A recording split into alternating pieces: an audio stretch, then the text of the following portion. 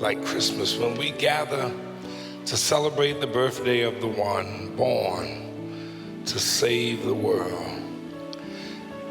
And the shout comes because he's born to save us. Hallelujah to the Lamb of God. Look at somebody and just tell him he's born to save me. Would you open your Bibles to the second chapter of the Gospel of Luke, beginning with the first verse. Today, I want to take a piece of the Christmas story. I want you to imagine the Christmas story as a movie. I want you to imagine it as a movie. That's how we have often thought of it. But today I want to break it down into episodes.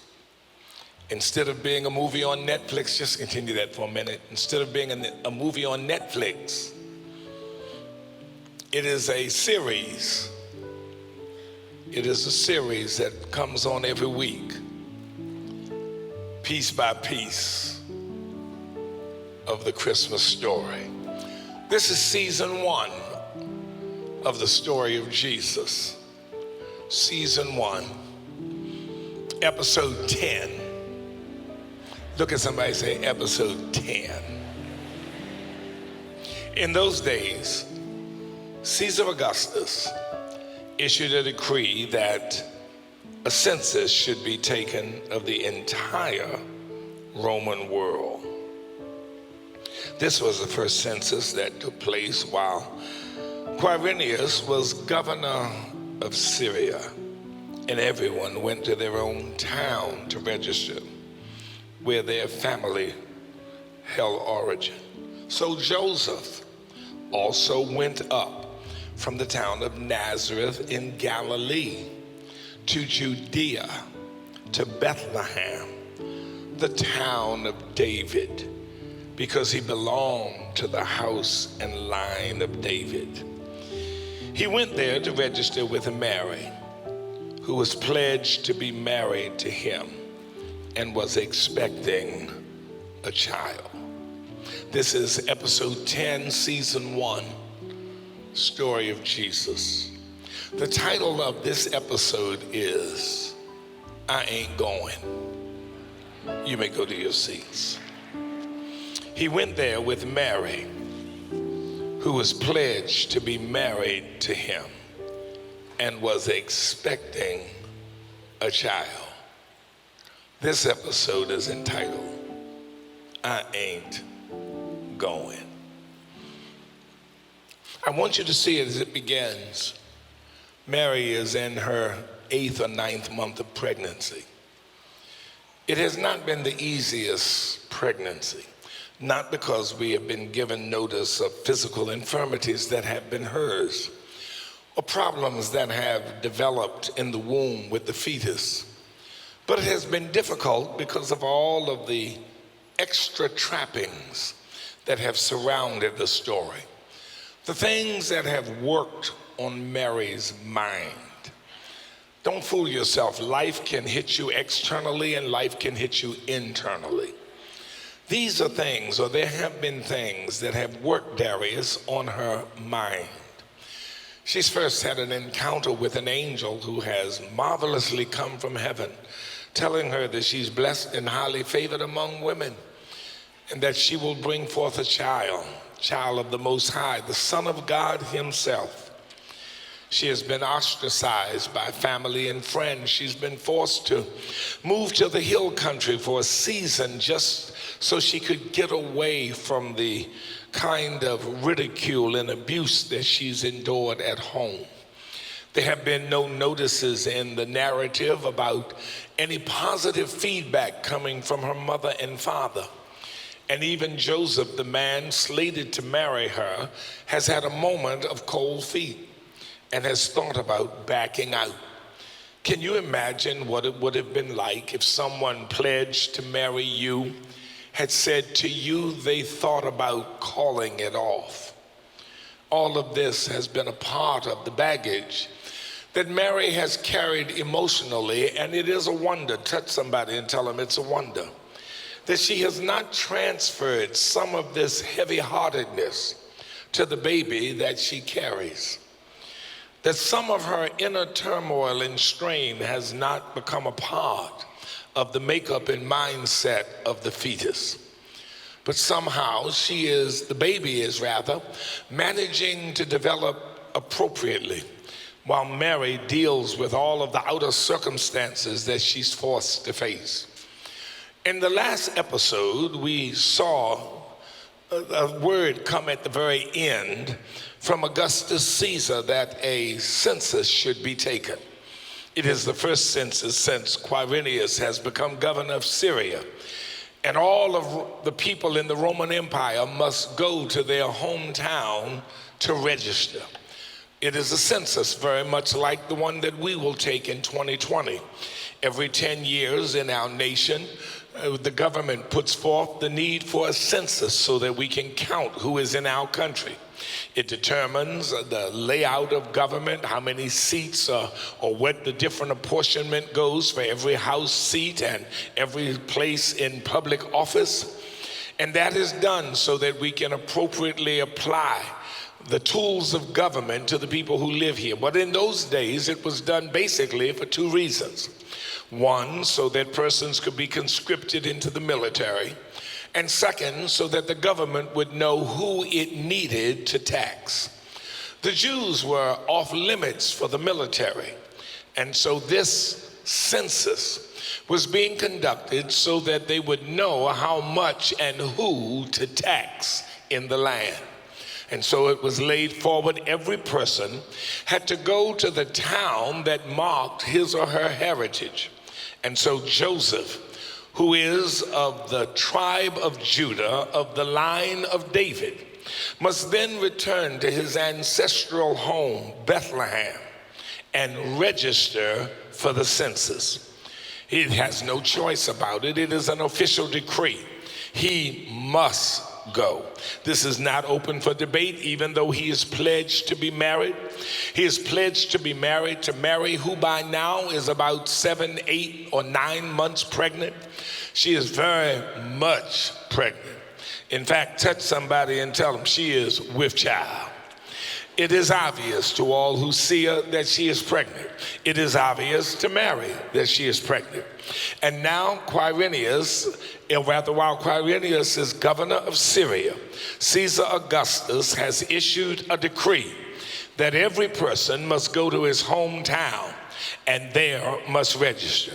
Joseph plans to go, but he cannot really go by himself. He must take his family with him. The only one now marked in his family is the woman he is pledged to marry. He is not fully married to her yet. They are still in what we would term the engagement period. But she is pregnant, and they are to go to Bethlehem. Now, when you read this, you do not recognize it as one whole episode. It is just a narrative sentence dropped in the story that we gloss over. But I need you to understand this is episode 10 in the Jesus drama season 1. Lean over to somebody and tell them you need to watch episode 10. You need to watch. Why do I say that? Because each of us lives episode 10. Oh, I need to say that again. You do not jump from 9 to 11. You have to live episode number 10. Episode number 10 is all about dealing with what you don't want to deal with. But episode number 10 is also about asking some serious questions. What if I had made another choice? God, do I have anyone in here today who can look back at moments in your life, and when you do, you wonder, what if I had just done things a little bit differently? If I have anybody here, just wave at me. Have you ever been haunted by the question of, if I had done things different, some of this might be different. If I had not gone out with him or her, if I had not accepted that job, if I had not given a second chance to a person who didn't do right by the first chance. God, I feel like preaching.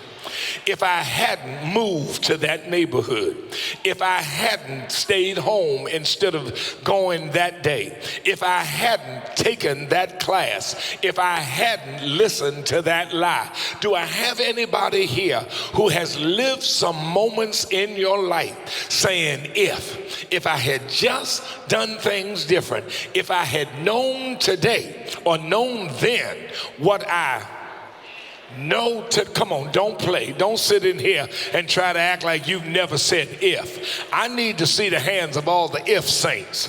Come on and wave at me. In fact, look at the person beside, say, wave both your hands.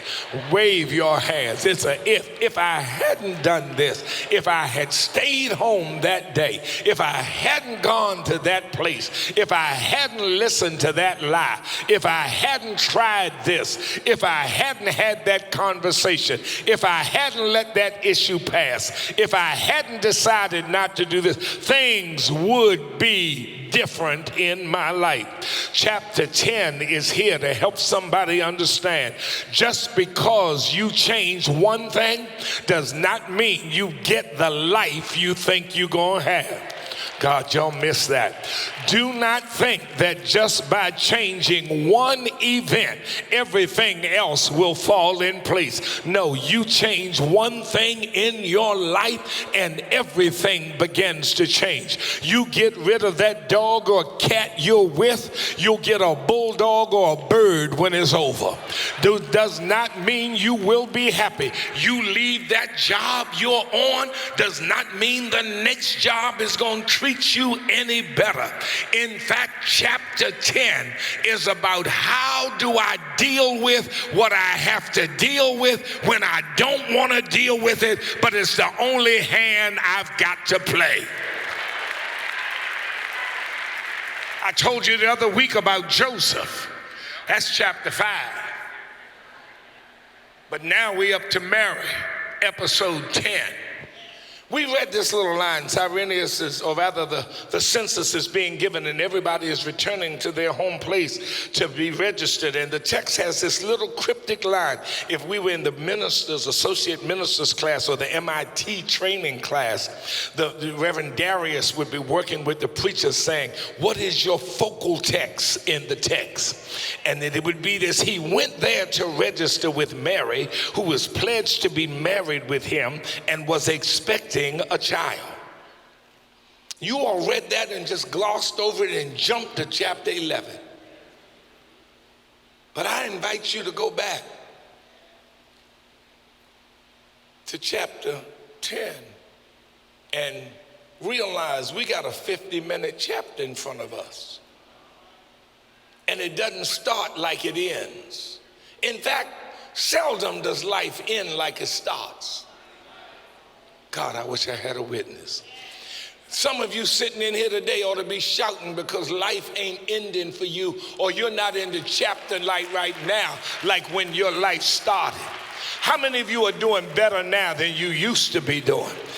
Here's the rub, here it is. And Angie, this is why this is a whole chapter, a whole episode. It opens up with the word coming, we've got to go for a census. And Joseph walks into Mary saying, we've got to go to Bethlehem. Joseph goes to Mary, Sherry, and says, we've got to go to Bethlehem. We've got to register for a census. So I need you to get things together. We're getting ready to go. We're going to leave in about a day and a half, and we're going to go about 2 days. And then it's going to take us about 3 to 7 days to get there. We're going to register. We'll stay there a little while, then we'll come back. And he looked at Mary, and Mary said, I ain't going. Wait a minute, Derek. He went there to register with Mary, who was pledged to be married to him and was expecting a child. See, that's the Bible's editorial. That's the Christian narrative of this sweet little Mary who just follows behind Joseph.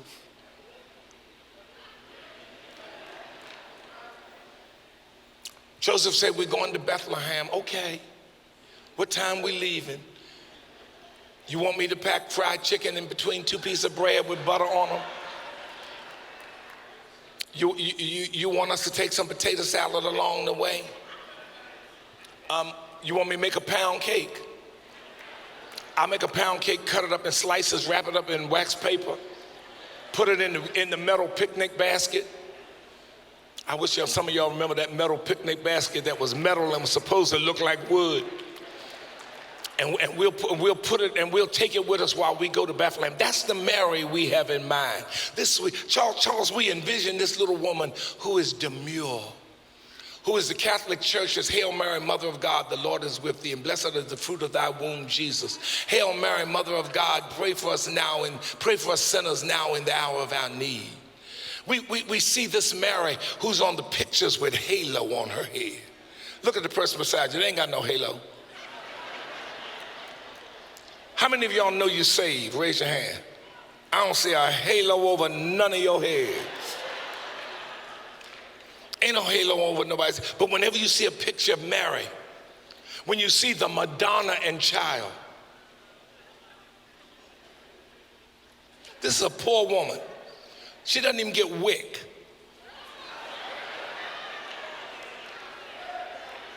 The government just canceled her SSI. Y'all missed that. Y'all missed that. That went over your head. The government just canceled her SSI. She's just been written off of Medicare rolls. And we see,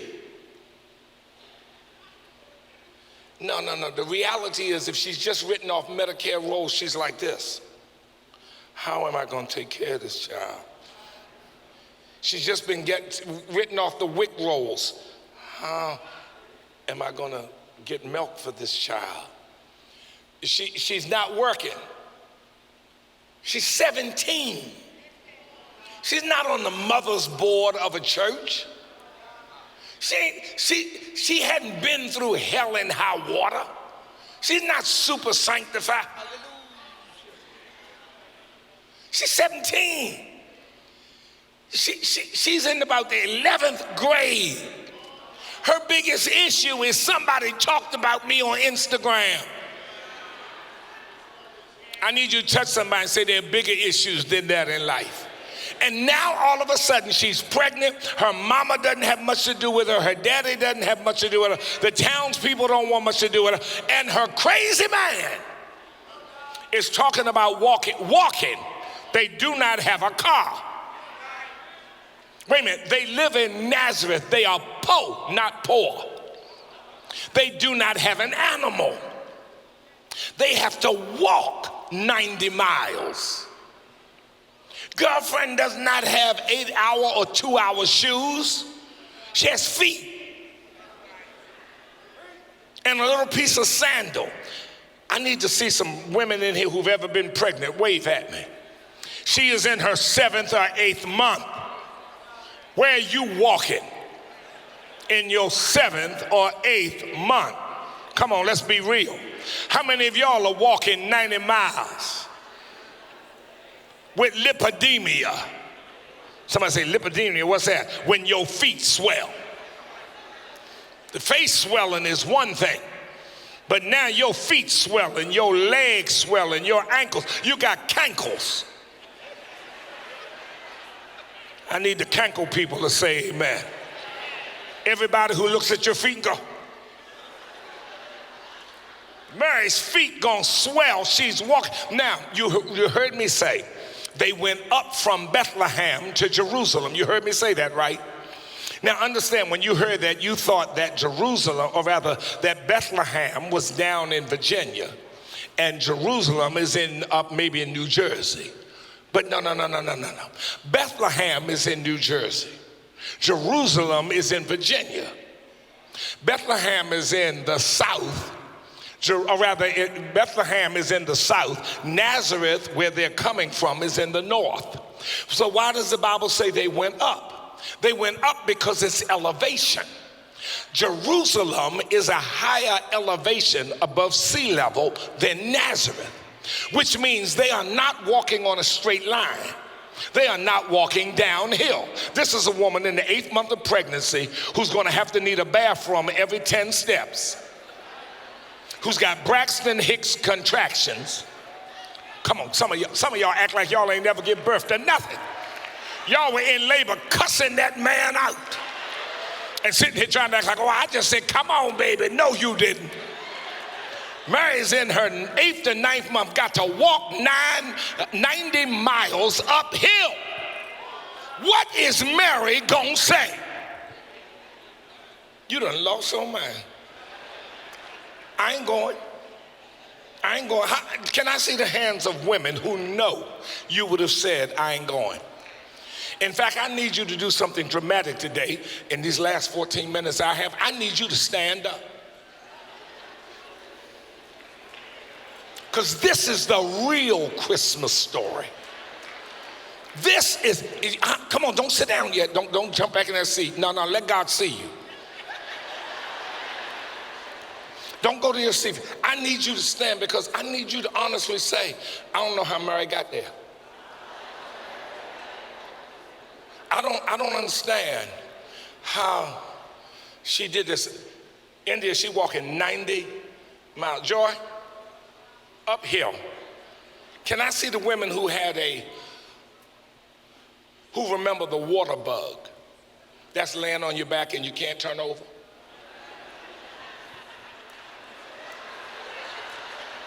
Come on, every woman who remembers the water bug, wave at me. And you're so mad, you gotta say to somebody, can you help me? Baby, can you come here, man, take my arm, pull it this way. Joseph's got to, can I see the hands of men who know that you wouldn't have wanted to have been Joseph? You walking with a woman 90 miles uphill over rocks with lipidemia. Joseph, we got to stop. Where? I got to go to the bathroom.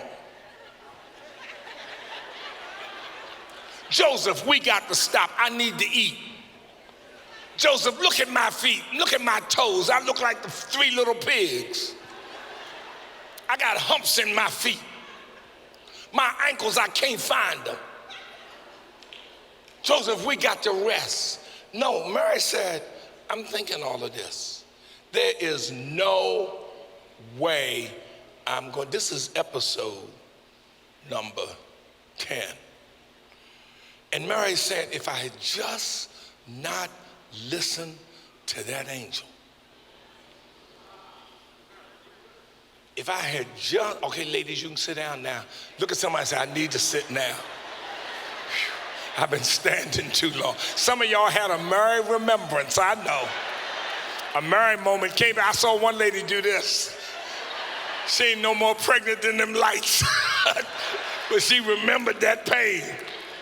Mary said, if I had just said no to that angel, if I had just not listened that day, if I had just walked away, my life be so different. But I stopped in here to declare something to you. Just because you don't do one thing does not mean you get what you want. Life is a path. And when you turn off of one path, you turn on another path. And the issue is not how you live and how you play a hand you don't have. The issue in life is how you play the hand you've got. Oh God, I'm preaching over the ceiling today. I need somebody to understand. It is not about talking about what woulda, coulda, shoulda, and you wish it had been.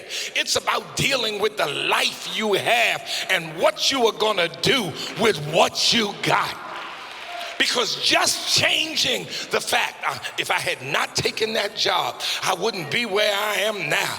Life would be so good. What makes you think that? I say to myself sometimes, every time now and then, I remember my own history and heritage. If I had not decided to go to the University of Maryland and written my acceptance for Drexel University, to go to Drexel to be a chemist instead of going to the University of Maryland to be a chemist. At the University of Maryland, I changed from chemistry to economics, but I really thought if I had gone to Drexel, I would still have been a chemist. If I had gone to Drexel, I never would have met Walter Hill, and I never would have met Gregory Williams. Now somebody said, well, who's Gregory Williams and who's Walter Hill? Gregory Williams is the son of the chair lady of our board of Deaconess Rosa Williams, who at that time was a member of the Perkins Square Baptist Church. But she helped me understand some things. Walter Hill was friends with Darrell Green. Darrell Green is the person who called me up and invited me to come to the new Shiloh Baptist Church. So if I had gone to Drexel and not gone to the University of Maryland, I would never have met Billy, would never have met Darrell, would never have heard Dr. Carter, might never have gone to New Shiloh Church, would never have become a preacher, would never have gone to seminary, would never have been called to the New Psalmist Baptist Church, and would not be standing here right now. Changing one thing changes a lot of things. No guarantee I would have made it to be a chemist. No guarantee that I'd have made it to be an entrepreneur. I'd have been on another path. I'm gonna hurt somebody. I could have been a crackhead. I could have been a cocaine addict. I could not have I met the woman I married who gave me the 3 children that I have, who have given me the 5 grandchildren that I have, because I made the decision to go to the University of Maryland and not to Drexel University. One decision changes a lot in your life. So do not think that if you got a major new hand, you'd have a major new life. You just be on another path. This is episode 10. How do you get from Mary, I ain't going at the beginning of, because I'm looking at some I ain't going people. And it's just not about being pregnant. I'm not doing this. I ain't handling this. No. Can I see the hands of folk who know you said no? No. This is, you asking too much. You looking for too much from me. Come on, don't play. Anybody in here been there? I just ain't doing this. That's too much. I'm not gonna do that. And I began to wonder, what happened in episode 10? What happened in episode 10? Because that's the real story. We're reading the conclusion. The real story ain't Mary just jumped up and huffed on down to Jerusalem, or rather to Bethlehem. You wouldn't have done it. In fact, how many of you would have told your daughter, he talking crazy? He talking crazy now. He gonna talk crazy later.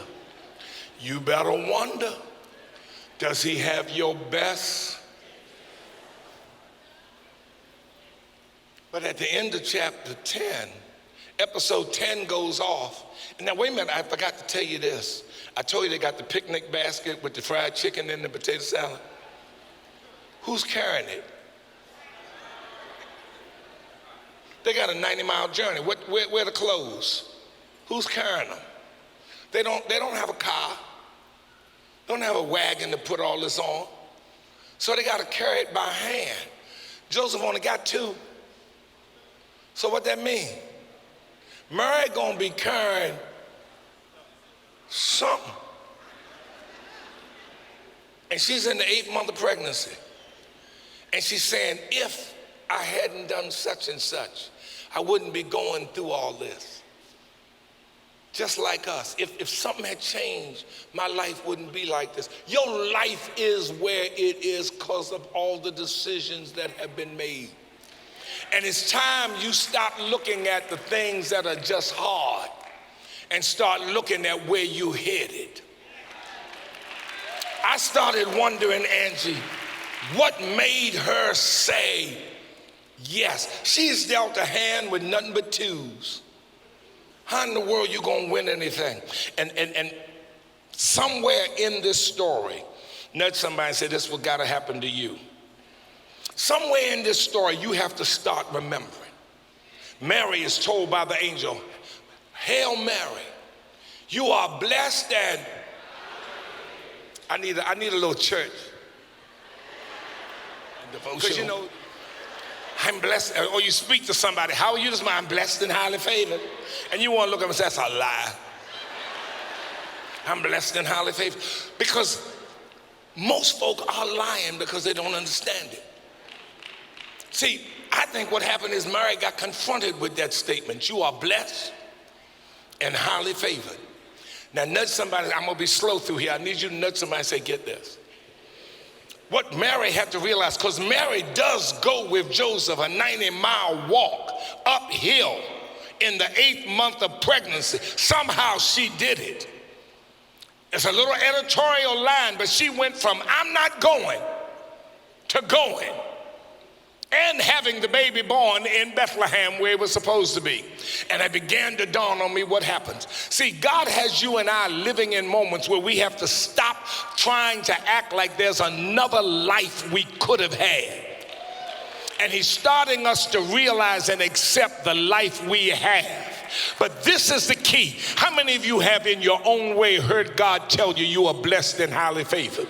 In your own way, you have, come on, wave at me if you have in your own way heard God tell you you are blessed and highly favored. Well, there comes a moment, and Mary met it, when you realize that if you are blessed and highly favored, that if you are going to live the miracle life that God has declared for you, it has to start with you sacrificing who you are for who he wants you to be. Somebody got to get this.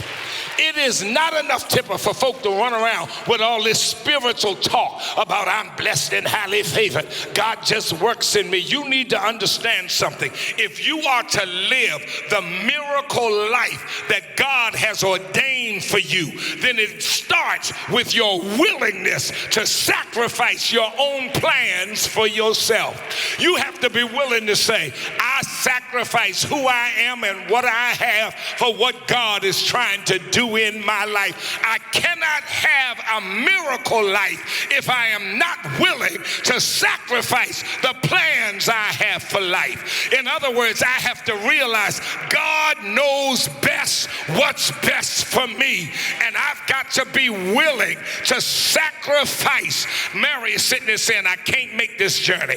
I can't walk up hills. I can't carry for 8 months. We're going to have to stop. We're going to have to this. We're going to have to that. But there came a point where she said, God said to me, I am blessed and highly favored. And if I am going to have the miracle life that God says is for me, then it starts with me, my willingness to sacrifice my plans for his purposes. I don't know who I'm talking to. Your life is not going to change, but miracles may break out all around the life you have. God will plot a course so that you can make it through hell and high water. Mary is poor. Joseph is poor. They come from a ghetto. They come from a low community. Nobody thinks anything about them. They have nothing to work with. They are going on a long trip. They have to walk uphill. It looks like it'll be impossible, but Mary starts saying, if God be for me, he is more than the world against me. And if I am going to have a miracle life, it has to first start with my willingness to sacrifice what I thought life was all about. And I don't know who I'm preaching to today, but I need you to look at somebody and tell them I got some sacrificing to do. And I'm not talking about just giving something up. I'm talking about willingly sacrifice, willingly saying, if God be for me, he is more than the world against me.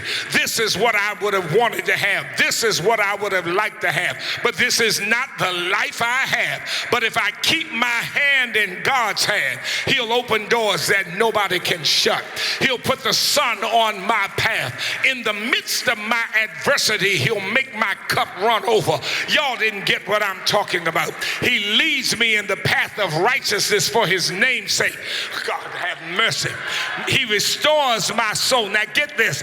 Yea, though I walk through the valley and the shadow of death, he prepares a table before me in the... I need you to look at somebody and tell them a lot has gone against me, but he's prepared a table. He's prepared a table every time. He's prepared a table in the midst of my trouble. He's prepared a table.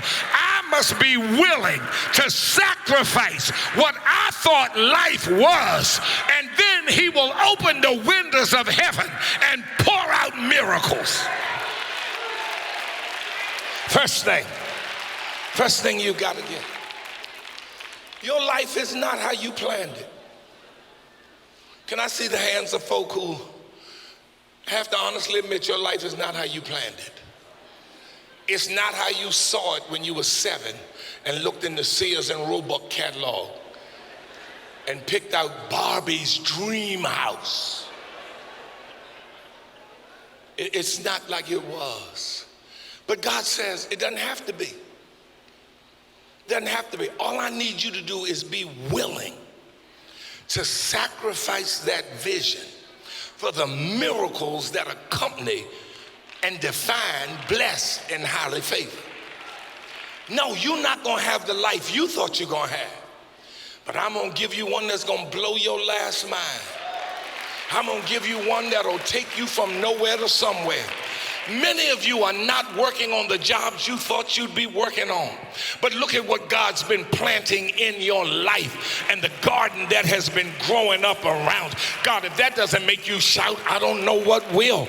You ought to be praising him right now because you sacrificed some of what you thought life was. And God is showing you every day what life is all about. Wait a minute, that's one thing. But this is the deeper one. Then I'm done. Jada, how do we get from, I ain't going to see this woman 8 months pregnant, and you know she rolled her eyes at Joseph. You can be willing to do God's will and doing God's will, but it don't mean it doesn't come at a cost. Can I see the hands of folk who've paid dearly doing God's will?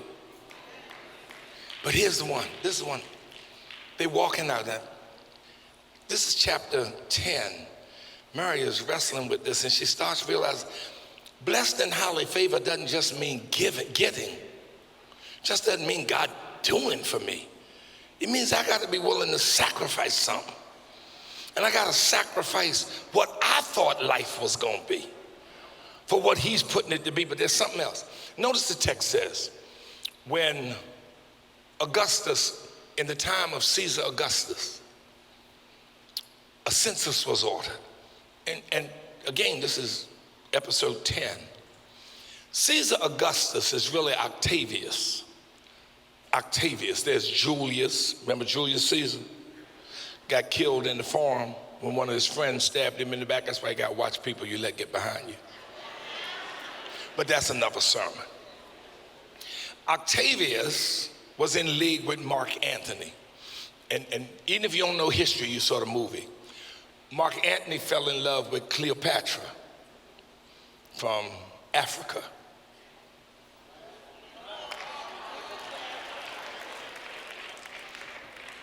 And so finally, Octavius and Antony went to war, and Octavius defeated Mark Antony and became the undisputed Caesar.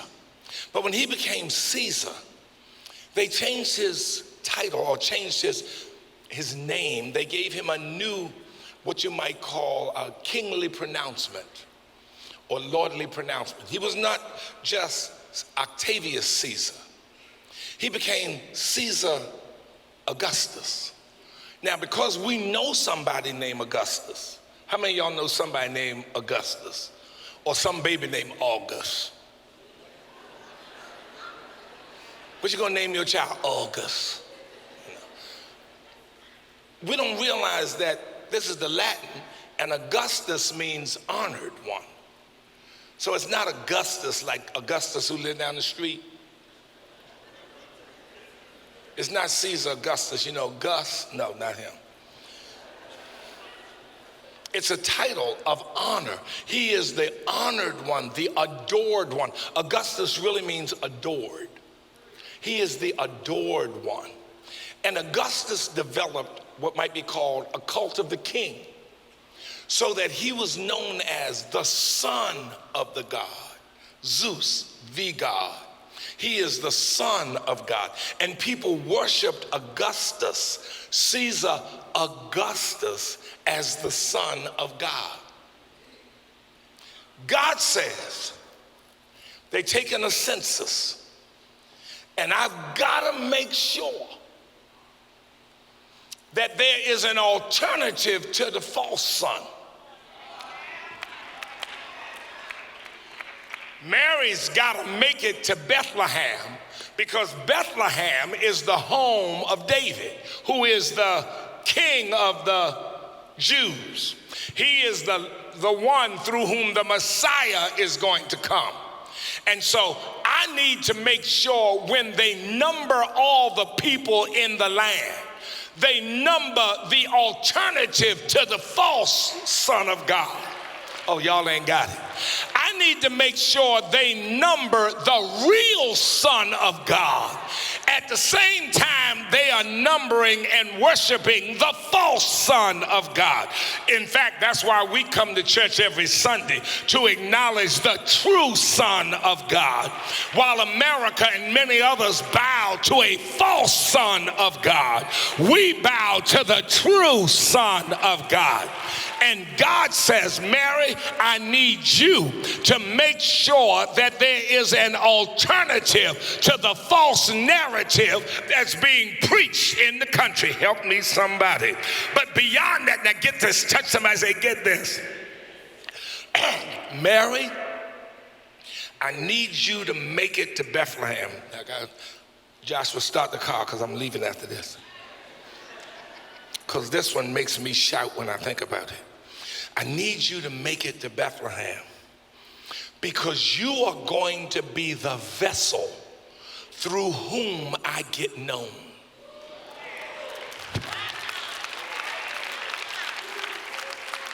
Y'all ain't got it. In this next move of God, given what you've been facing, given what you've been dealing with, given what you are having to overcome and sacrifice, God is telling you, you are going to be the vessel through whom I get known.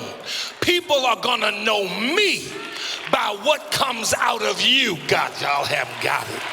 People are gonna know me by what you overcame for me. God, I feel like dancing. By what you endured for me. I need about 5 people who know you have come through hell and high water. And when people ask you how you survived it, the only answer you have to give is the Lord makes a way. That's why the song talks about, by his grace I'm kept. Some of us ought to be shouting right now, but I came to declare to you, quit trying to have the life you don't have. Quit trying to get the life you won't have and start living the life you do have, and realize that in this next chapter of your life, you are going to be the vessel through whom God gets known. People are going to know God is a way maker because they're going to see him make a way for you. People are going to know God is a miracle worker because they're going to see miracles break out around your life. People are going to know it is no secret what God can do. What he's done for others, he'll do for you. Do I have anybody here who doesn't mind being the vessel through which God gets known? That's what Christmas is all about. That's what chapter 10 is all about. Chapter 10 says, I will be the vessel through whom you know God. You'll look at me and see God makes a way. You'll look at me and see God never fails. Some of y'all should be shouting right now. You'll look at me and see he keeps food on my table. You'll look at me and see no weapon formed against me prospers. You'll look at me and see I mount up with wings like an eagle. I run and I'm not weary. I walk and I'm not faint. You'll look at me and say, through it all, I've overcome everything. That's why you got to make this journey. Grab somebody and say, you can do this. You can handle this. You can make this, because God's going to use you to tell somebody, this is my story. This is my song, praising my Savior all the day long. Do I have anybody here who can say yes to God? God, I may not like it, but I say yes. God, it's not what I planned, but I say yes. Use me to your glory. Use me for your glory. Use me.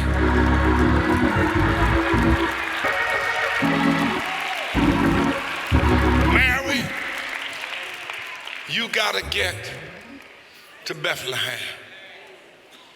because you're going to be the vessel through whom I get known. How am I going to make it over hills? How am I going to make it with swelling feet? How am I going to make it having to stop for bathroom breaks? How am I going to make it with this heart condition? How am I going to make it as a single parent? How am I going to do it when my income been cut in half? How am I going to do it when my credit rating ain't good? I can't get above a 570 no matter what I do. How am I going to do it when my job closed down and I'm 50 years old? It's hard to get a job paying what I had. How am I going to do it? I can't start over. I can't do this. How am I going to do it? Mary, I told you you were blessed and highly favored. But if you want to live a miracle life, it starts with sacrificing the plans that you had in place. Once you willingly lay them on the altar, get ready. I'll break out light from so many different directions. People will look at you and marvel. Some of them won't even tell you they're looking at you. They won't even tell you they're looking at you. They just be looking at you. And you'll be the vessel through whom I get known. You know, I really believe that if Mary were alive and walking through a museum and saw all them pictures of her with a halo, saw all them pictures, all them statues of, she'd break out laughing and say, y'all, it wasn't nothing like that. Sacrificing the life I planned was not the easiest thing in the world to do. But when I realized the choice was between that and the miracle life God promised, I chose the miracles. And guess what? He ain't never failed me.